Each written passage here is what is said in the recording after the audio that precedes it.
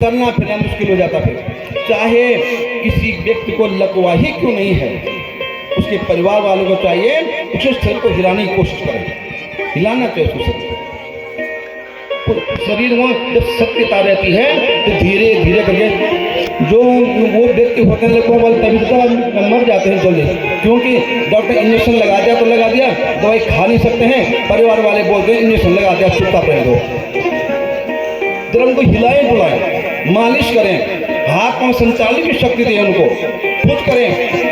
जरूरी नहीं है बहुत जल्दी हो जाए, परमात्मा जैसा विधान वो तो होगा ही होगा, लेकिन कम से कम उसको आत्मा तृप्ति तो होगी कि कुछ ना कुछ हो रहा है यहाँ पर, मेरे लिए कुछ कर रहे हैं लोग।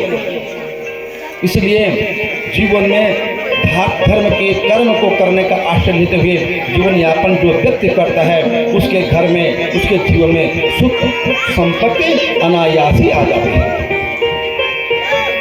हमारे श्रीमद् भागवत जी में आज सप्तम दिन के संदर्भ में राजा परीक्षित की बुद्धि निर्मल हो गई है, मृत्यु का भय अब नहीं है उनको, और सुखदेव मुनि की प्रार्थना करते जाते हैं और समृद्धि के कर रहे हैं एक विशाल प्रवाल सूर्य की तरह। तो उसे भगवान जाना चाहते हैं, जरासंध का भी वध कर दिया है, सभी राजा लोग वहाँ पर पहुँच गए हैं। युधिष्ठिर महाराज का अधीनता स्वीकार करने के लिए अनेक सुंदर सुंदर द्रव्य ले आए हैं। तो वहाँ पर अब जब यज्ञ चल रहा है, रासु यज्ञ, सब लोग आ गए हैं, राजा महाराजा पंडित लोग आ गए हैं, पूजा, इनकी पूजा सबसे पहले की जाए। सबने कहा बहुत सुंदर, बहुत अच्छा, बहुत अच्छा, साधुवाद दिया, प्रसन्नता हुई सबको। और प्रसन्नता के पश्चात वहाँ पर जो है पूजा की तैयारी होने के, भगवान श्री कृष्ण चंद्र की सबसे पहले पूजा होगी, लेकिन तभी वहां पर जो है जो शिशुपाल आ गया, गुस्सा आ गया शिशुपाल को, खड़ा उठा, उसको याद आ गई कि कृष्ण ने जिस रुक्मिणी के साथ मेरा विवाह होना था उसका हरण करके ले गया, अपनी पत्नी बनाया है इसने। गुस्से में आ गया, खड़ा उठ गया और गाली देने भगवान को, ये तो यादव है, ये तो बंसी है, जंगली है, दोनों वनों में रहते हैं, इनके पुराने पूर्वज ये जाति ने अपने वंश को, इनके वंश को श्राप दे दिया था, ये कभी भी राजा न बने। आज प्रकार से अनर्गल प्रलाप करने लगा।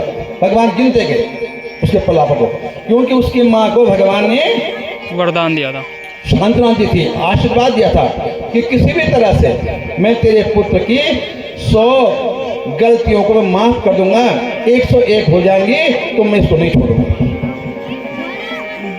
और 100 गालियाँ भगवान गिनते जाते हैं, 100 गालियाँ पूरी होगी, 101वीं गाली जब शुरू हुई तो भगवान ने अपने मनोमय चक्र को अपने कनिष्ठ का उंगली पे धारण किया और वो जो शिशुपाल था उसका सिर धड़ से अलग हो गया, हाहाकार मच गया, शिशुपाल के शरीर से दिव्य तेज निकला, भगवान में समाहित हो गया।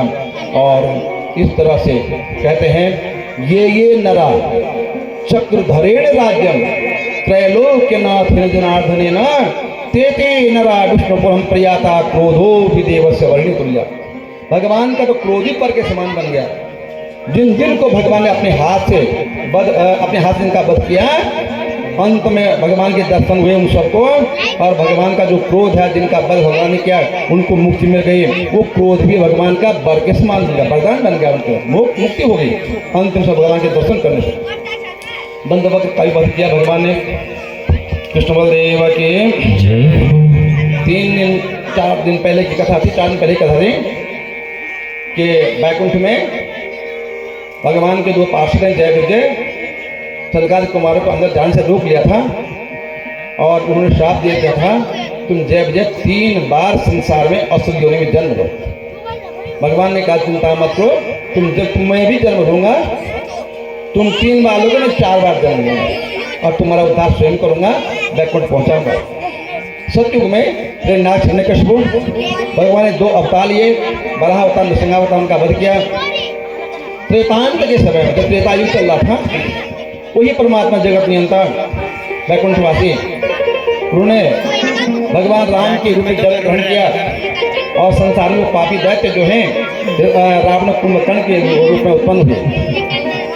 संक्षेप में बता दूं, जब व्यक्ति मनुष्य जो है अयोध्या का राजा कोई बन जाता है ये 10 इंद्रियां 10 रथ,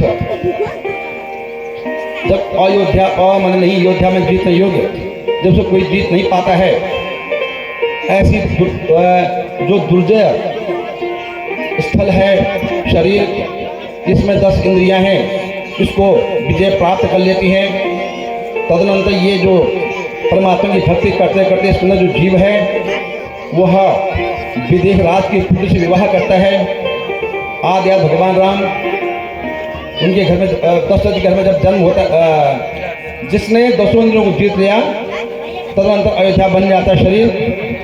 वहाँ पर भगवान का जन्म होता है राम के रूप में, और भगवान का जब जन्म होता है तो भगवान राम विजय की पुत्री विवाह करते हैं। और दशानन माने जिसको भयंकर घमंड है, 10 सिर है, 10 सिर प्रतीक प्रतीकात्मक रूप से है। 10 सिर वाला होगा तो सोएगा कैसे, उठेगा बैठ 10 भुजा कैसे, उसको कहाँ रहेगी। लेकिन प्रतीकात्मक रूप है, कितना सोचता है, कितना बुद्धि है उसके अंदर, कितना बल है कि 20 भुजाओं की तरफ से। ऐसे उस रावण का भी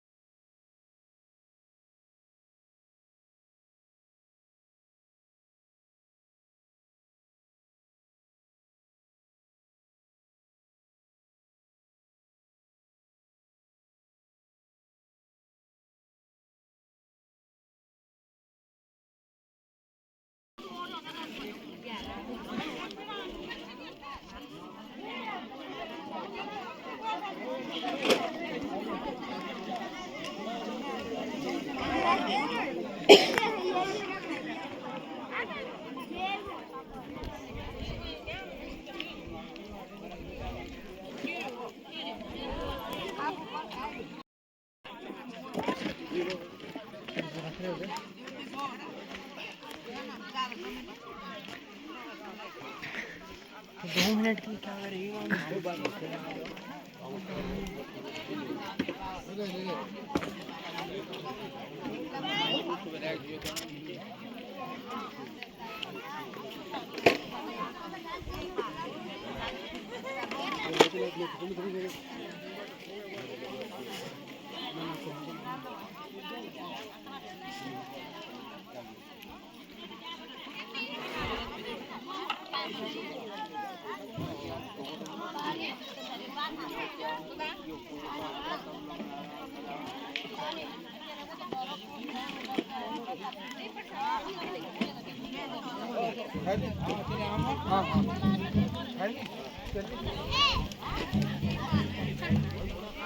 अभी तो वहीं से आ रही हूँ।